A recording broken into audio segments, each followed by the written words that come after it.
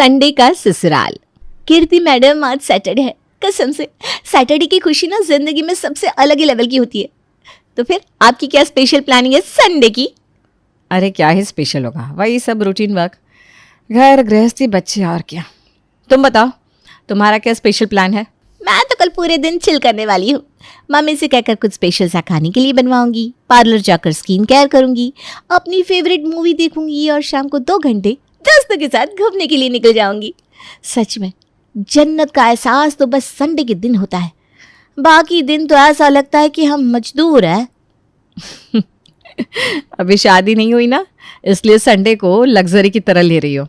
जब शादी हो जाएगी तब पता चलेगा तुम्हें कि संडे उतने भी स्पेशल नहीं होते जितने तुम्हें लग रहा है। आपके कहने का मतलब क्या है मैम? आपको संडे के नाम से एक्साइटमेंट नहीं होती? अब संडे में कुछ भी स्पेशल फील नहीं करती? अब स्कूल नहीं आना होता तो कम से कम 1 आध घंटा तो अपने लिए निकालने का मौका मिलता ही होगा ना। पार्लर जाना, सेल्फ केयर करना, इन सब के लिए एक संडे ही तो होता है हम वर्किंग लोगों के पास। और आप कितने दिनों से कह रही हो कि आपको हेयर कट करवाना है। मेरी बात मानिए तो आप भी कल पार्लर हो ही आइए। मैंने कहा ना, एक बार शादी कर लो, आटे दाल का भाव पता चल जाएगा तुम्हें। और वैसे भी अभी तुम्हारी खेलने खाने की उम्र है, मज़े करो। क्यों अभी से मेरी टेंशन लेकर अपना संडे खराब करना चाहती हो? ऐसा नहीं है कि मैं अपने लिए टाइम निकालना नहीं चाहती या मुझे अपना मी टाइम एंजॉय करना अच्छा नहीं लगता, लेकिन लेकिन लेकिन लेकिन इसका जवाब मैं तुम्हें दे नहीं पाऊंगी। चलो, best of luck, enjoy your Sunday. मैं भी निकलती हूँ। कीर्ति तेजी से अपने क्लासरूम से निकलकर अपना बैग कंधे पर लटका कर निकल रही थी कि तभी स्कूल बॉय आकर उसे रोक लेता है।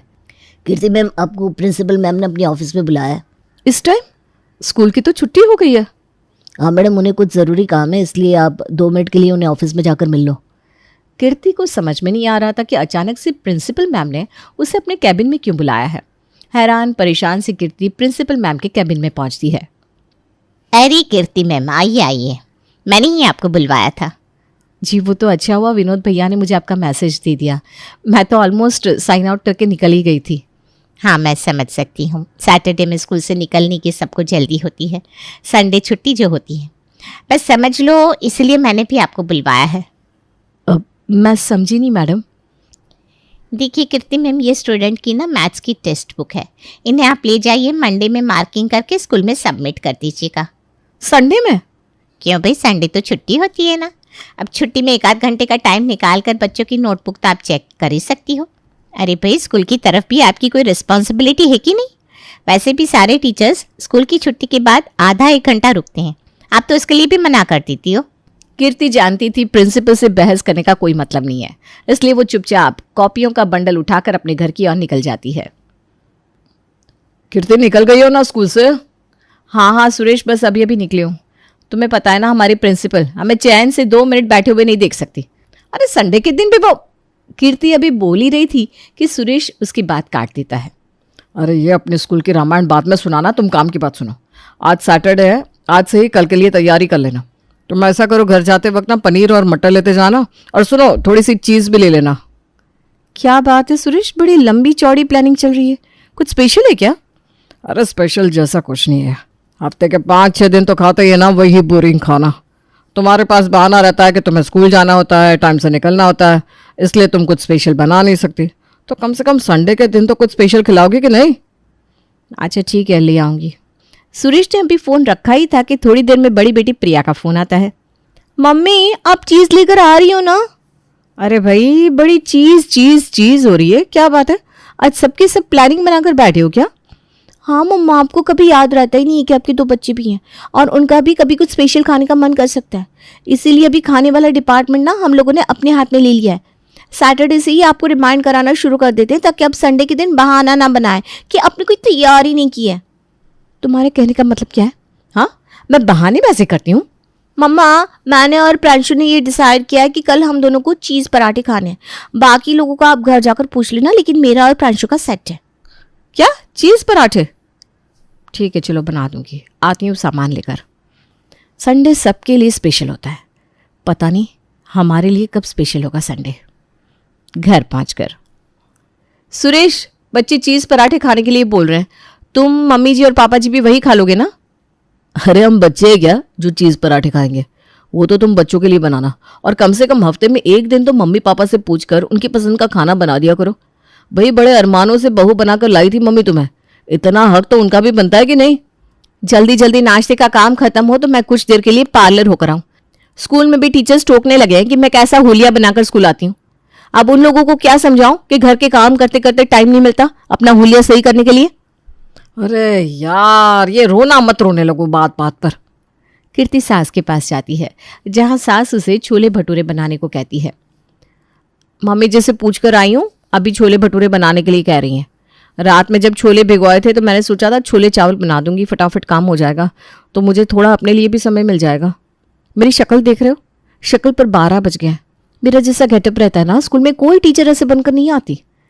यार अपने आलसीपन का ठिकरा तुम घर के कामों पर तो मत फोड़ा करो, थोड़ी फुर्ती लाओ ना। ऐसा तो नहीं है कि सिर्फ एक तुम ही हो जिसके पीछे घर परिवार और बच्चे हैं। सभी औरतों को घर परिवार संभालना पड़ता है, बच्चों को देखना पड़ता है। अब तुम नौकरी करने जाओगी तो बच्चों के लिए नई माँ तो लेकर नहीं आएंगे ना, माँ के फर्ज तो तुम्हें ही निभाने पड़ेंगे। सुरेश की बातें सुनकर कीर्ति की आंखों में आंसू डबडबाने लगते हैं। कीर्ति चुपचाप जाकर रसोई में छोले भटूरे की तैयारी करने लगती है। जल्दी जल्दी काम निपटाने के बाद भी सबको नाश्ता करते करते सुबह के 11 बज गए।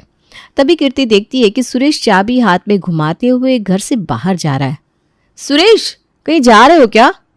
अरे यार, ये ना तुम्हारी बात बात पर टोकने की बहुत गंदी आदत है। हफ्ते भर तो नौकरी करता हूँ ना, बॉस की बातें सुनता हूँ। अब एक दिन मिलता है इंसान को अपनी मर्जी से जीने के लिए, उसमें भी तुम हुक्म चलाने से बाज नहीं आती। बोलो, क्यों टोका तुमने? देखो सुरेश, मुझे भी ना तुम्हें टोकने का कोई शौक नहीं है। अरे बच्चों की स्कूल से प्रोजेक्ट मिले हुए हैं, नाश्ता करके तुम फ्री हो गए हो ना, तो बच्चों की थोड़ी हेल्प कर दो।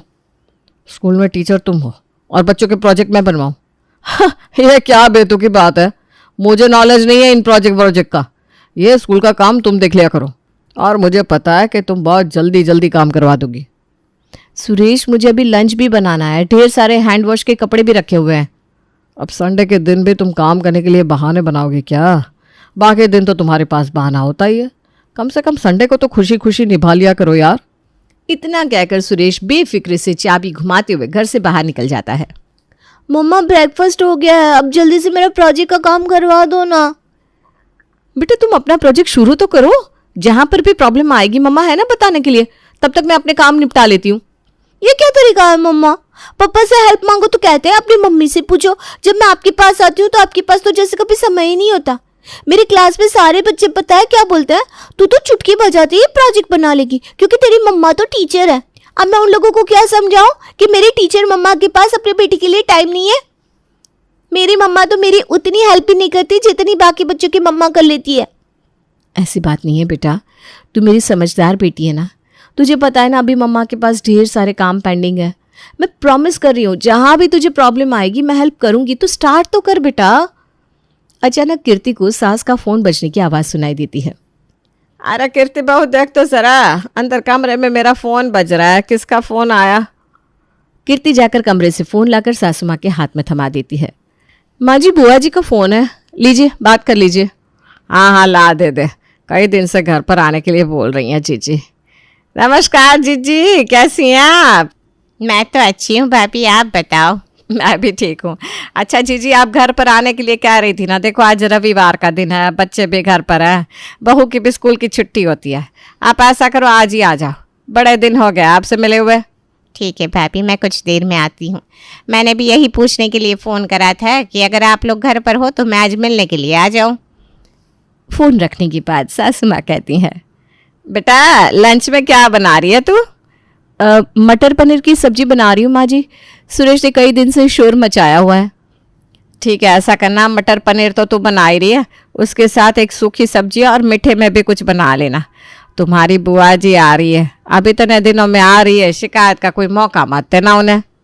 ठीक है मम्मी जी, मैं बना देती हूँ। कीर्ति ने किचन में जाकर जल्दी जल्दी सब्जी काटी और लंच के लिए दोनों सब्जियों को गैस पर रख दिया। तभी उसे बाहर ड्राइंग रूम से सासू माँ की बड़बड़ाने की आवाज़ सुनाई देती है। सुबह से तो मशीन की तरह लगी हुई हूँ, अब ऐसा क्या मौका मिल गया मम्मी जी को कि मुझे हॉल से उनके बड़बड़ की आवाज़ यहाँ तक सुनाई दे रही है। क्या हो गया मम्मी जी, आप कुछ कह रही थी क्या? हाँ भैया, हमारी किस्मत में तो बड़बड़ करना ही लिखा है, क्योंकि अभी हम कुछ कह देंगे तो तुम्हारा मुंह बन जाएगा। बोलिए ना मम्मी जी, क्या बात है? किसी बात से नाराज़ हैं क्या? एक बात बताओ तुम, जो औरतें नौकरी करती हैं उनके घर ऐसे गंदे पड़े रहते हैं क्या? सोफा टेबल दरवाजे, हालत तो देख लो सबकी। पता नहीं कब आखिरी बार डस्टिंग करी थी तुमने। हर जगह मिट्टी दिखाई दे रही है। अब हमने बता भी दिया कि थोड़ी देर में बुआ जी आने वाली है, उसके बाद भी तुम्हारे ऊपर कोई असर नहीं। तुम्हारा तो पूरा दिन बस रसोई में ही बीत जाता है। अरे भाई, बाकी के काम करने के लिए अलग से सवेरा होगा क्या तुम्हारा? मम्मी जी ऐसी बात नहीं है, पिछले संडे को ही मैंने पूरे घर की अच्छे से डस्टिंग की थी, लेकिन आपको पता है ना 2 दिन भी नहीं बीत पाते और सब पहले जैसा हो जाता है। अच्छा चल, फटाफट कपड़ा लगा दे पूरे घर में, और हाँ, ये सोफा कवर भी ना दूसरे लगा देना। सास की बात सुनकर कीर्ति जल्दी जल्दी पूरे घर की चादर और सोफा कवर बदलने लगती है। फिर एक तरफ खीर रखकर पूरियां उतारने लगती है। अरे भाभी, कितनी देर और लगेगी? हमें भी आज भूख हड़ताल पर रखने वाली हो क्या? कम से कम संडे के दिन तो गर्मा गर्म खाना खिला दिया करो आप। बाकी के दिन तो आपका सुबह का बनाया हुआ खाना दोपहर में खाकर काम चलाना पड़ता है। हाँ, मैं बस खाना लगा ही रही हूँ। कीर्ति घर में सभी का खाना टेबल पर लगाती है, तभी बुआ जी पहुंच जाती है। प्रणाम बुआ जी, बिल्कुल सही समय पर आई हैं आप। आइए, आप भी खाना खा लीजिए। अरे नहीं नहीं भाई, अभी तो मैं आई हूँ, आती ही मुझे खाना नहीं खाना। तुम ऐसा करो भाभी, पहले 1 गिलास पानी पिलवाओ, फिर आराम से बात करते हुए चाय पियेंगे। खाना तो घंटे भर बाद खाऊंगी मैं। ठीक है जीजी, जैसी आपकी मर्जी। जा कीर्ति, चाय रख दे बुआ जी के लिए। कीर्ति बुआ जी के लिए चाय बनाकर अपने कमरे में जाकर पिछले कई दिनों से चेयर पर मुंह ताकते कपड़ों के ढेर को तय बनाने लगती है। ओह माय गॉड, मैंने तो अभी तक कॉपीज चेक ही नहीं की। कल स्कूल जाते ही प्रिंसिपल बातें सुनाना शुरू कर देंगी। ये कपड़े रहने देती हूँ, पहले कॉपी चेक कर लेती हूँ। कुछ देर बाद, अरे बहू, तुम तो एक बार कमरे में जाती हो तो बाहर झांकने का नाम ही नहीं लेती। कोई मेहमान है घर में, कुछ तो ख्याल कर लिया करो। चलो अब गर्मा गर्म खाना लगाओ जीजी के लिए। कीर्ति कॉपियों को एक तरफ रखकर बुआ जी को खाना खिलाने लगती है। बुआ को खिलाने के बाद वो फिर से कॉपी चेक करने लगती है। तभी सुरेश वहां आ जाता है। अरे भाई, शाम हो गई, बीत गया हॉलीडे। कुछ ढंग का काम करोगी कि नहीं? ये कमरे का जो धोबी गार्ड बना के रखा है, उसके लिए क्या सोचा है? एक बात बताओ, सबके कपड़े आयरन कर दिए ना तुमने? थोड़ा इंपॉर्टेंट काम कर रही है, उसकी बात करती हूँ। अरे क्या यार ये कीर्ति, संडे के दिन भी तुम स्कूल से काम बांध कर ले आती हो। अपने स्कूल का काम स्कूल में निपटा कर आया करो ना। सुरेश, मुझे ऐसा क्यों लगता है कि मेरी जॉब इंपॉर्टेंट ही नहीं है आप में से किसी के लिए भी? मुझे भी कोई शौक नहीं है घर पर पेंडिंग वर्क लेकर आने का, लेकिन ऑफिस से कोई काम मिलता है तो मना भी नहीं कर सकते। कॉपी चेक करने के बाद कीर्ति कपड़ों का गट्ठर लेकर प्रेस करने के लिए बैठ गई थी। कुछ देर बाद, अरे भगवान, शाम के 4:30 बज गए। चाय वाय मिलेगी कि नहीं? मुझसे क्या पूछ रहे हैं? देख नहीं रहे, अभी अभी जीजी को विदा करके बैठी हूँ मैं। अभी चाय बाय मुझसे ना होगी। बुला लो अपनी बहू को, सुबह से घर में ही तो है। कीर्ति बेटा, एक कप चाय तो पिलवा दो। सुरेश प्लीज बाबूजी के लिए चाय बना दोगे? बहुत सारे कपड़े आयरन करने भी बाकी हैं। क्या यार कीर्ति, हफ्ते में 1 दिन ही तो टीवी देखने का मौका मिलता है, उसमें भी मैं तुम्हारी आंखों में खटकता रहता हूँ। कुछ ना कुछ काम बताती रहोगी। 2 मिनट लगते हैं चाय रखने में। जाओ जाकर रख दो। कीर्ति उठती है और प्रेस का स्विच ऑफ करके चाय रखने के लिए चली जाती है। सबको चाय पिलाकर कपड़े आयरन करके अभी रखे ही थे उसने कि देखा घड़ी में तो 6 बज रहे हैं। फटाफट से पार्लर जाकर कम से कम आईब्रो तो करवा ही लेती हूँ, फिर आकर डिनर की तैयारी कर लूँगी। अब सुबह से बहुत कुछ खा लिया है सबने, डिनर में दाल चावल बना दूंगी, काम भी जल्दी खत्म हो जाएगा। कीर्ति रूम में जाकर अपनी ड्रेस चेंज करके अभी बाल बना रही थी कि उतने में ही सुरेश उसके पास आता है। अरे मैं तो यही कहने के लिए तुम्हारे पास आने वाला था, तुम तो पहले ही कपड़े चेंज करके तैयार हो गए। चलो अच्छा हुआ। तुम मुझे कपड़े चेंज करने के लिए क्यों कह रहे थे? अरे मेरे फ्रेंड मानव की नई नई शादी हुई है ना पिछले हफ्ते, तो मैंने उसे संडे को घर पर आने के लिए बोल दिया था। अब उसे इनवाइट करने के बाद ना मैं खुद ही भूल गया। अभी अभी उसका कॉल आया तो याद आया। तुम ना फटाफट से तैयारी कर लो, वो लोग आते ही होंगे। ये क्या बात होती है सुरेश? तुमने घर पर किसी को इनवाइट किया है तो कम से कम एक बार बीवी को बताना तो चाहिए। और मेरी तैयारी है कि नहीं, बस हर समय किसी न किसी को घर पर बुलाकर बिठा लो। कीर्ति, तुम ऐसे रिएक्ट क्यों कर रही हो जैसे मैं रोज रोज अपने किसी न किसी फ्रेंड को घर पर बुला लेता हूँ? अरे भाई, एक ही दिन होता है वीक में, आदमी उस दिन भी सोशलाइज नहीं करेगा तो और कब करेगा? और वैसे भी तुम्हें तो कोई शौक है नहीं किसी को अपने घर बुलाने का। लेकिन मैं तुम्हारी तरह जंगल में नहीं रह सकता, मुझे 4 लोगों के बीच में उठना बैठना पसंद है। सुरेश, मैंने ड्रेस तुम्हारे दोस्तों के स्वागत के लिए चेंज नहीं किया था। मुझे पार्लर जाना है और कुछ नहीं तो कम से कम आईब्रोज तो सेट करा लेने दो मुझे। ये घर गृहस्थी है और यहाँ के काम तो शायद इस जन्म में कभी खत्म होंगे ही नहीं। अरे लेकिन मैंने तुम्हें बताया ना मेरा फ्रेंड आ रहा है, तो तुम ऐसे कैसे जा सकती हो? बिल्कुल जा सकती हूँ पतिदेव। जैसे सुबह से आप अपने मी टाइम एंजॉय कर रहे हैं ना, संडे सिर्फ आप लोगों के लिए नहीं होता, मेरे लिए भी होता है। मी टाइम तो मैं आप लोगों से मांग नहीं रही, क्योंकि मुझे पता है एक माँ, एक बहू, एक पत्नी की लाइफ में मी टाइम जैसी कोई चीज़ होती नहीं। लेकिन मुझे भी बाहर काम पर जाना होता है, थोड़ा प्रेजेंटेबल दिखना पड़ेगा। तुम्हारे फ्रेंड्स आ रहे हैं तो तुम संभाल लेना, चाय बनानी तुम्हें आती है, और नाश्ते के लिए बाहर से कुछ ऑर्डर कर लेना। और सुनो, अगर बाहर से कुछ ऑर्डर कर ही रहे हो ना, तो डिनर भी ऑर्डर कर देना। हो सकता है मुझे लौटने में थोड़ी देर हो जाए। बिल्कुल ठीक कह रही हो बहू, तुम लोग संडे संडे करके काम बताते रहते हो बेचारे को। अरे संडे क्या सिर्फ तुम लोगों के लिए आता है? इस बेचारे की जिंदगी में तो संडे नाम की कोई चीज़ ही नहीं है। उल्टा संडे के दिन तो हम औरतों को 2 गुना 3 गुना काम करना पड़ता है। बेटा आगे से ना संडे के एक दिन एक समय का खाना तू बाहर से ऑर्डर कर दिया कर। बहू को भी घर के काम से थोड़ी छुट्टी मिलेगी, तभी तो वो खुद के ऊपर ध्यान दे पाएगी ना। माँ की बातों का अब सुरेश के पास कोई जवाब नहीं था, इसलिए वो चुपचाप हाँ में गर्दन हिला देता है। और इस तरह लड़ झगड़ के ही सही कीर्ति को अपने लिए सुकून के 2 पल नसीब हो ही जाते हैं।